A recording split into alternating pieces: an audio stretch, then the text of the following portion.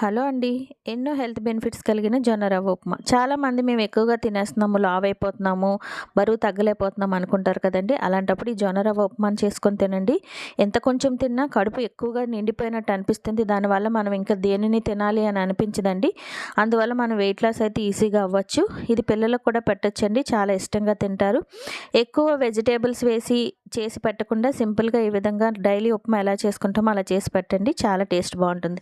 2 గ్లాసుల రవ్వ, స్టవ్ మీద పాన్ పెట్టుకొని తగినంత ఆయిల్ వేసుకొని శనగపప్పు, మినపప్పు, ఆవాలు, ఉల్లిపాయ, పచ్చిమిరపకాయ, కరివేపాకు, అల్లం ఇవన్నీ వేసుకొని కరివేపాకు వేసుకొని వేగిన తర్వాత 4 గ్లాసుల వాటర్, తగినంత ఉప్పు వేసుకొని వాటర్ మరిగిన తర్వాత రవ్వనంతటిని వేసేసుకొని కలిపేసుకొని ఈ విధంగా చిన్నగా మనకి జారుడుగా అయిన తర్వాత తీసుకొని సర్వ్ చేసుకుంటే వేడివేడిగా భలే బావుంటుందండి.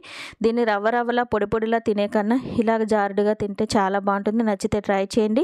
ప్లీజ్ నా ఛానల్ సబ్స్క్రైబ్ చేయండి, సపోర్ట్ చేయండి. Thank you for watching. నేను మీ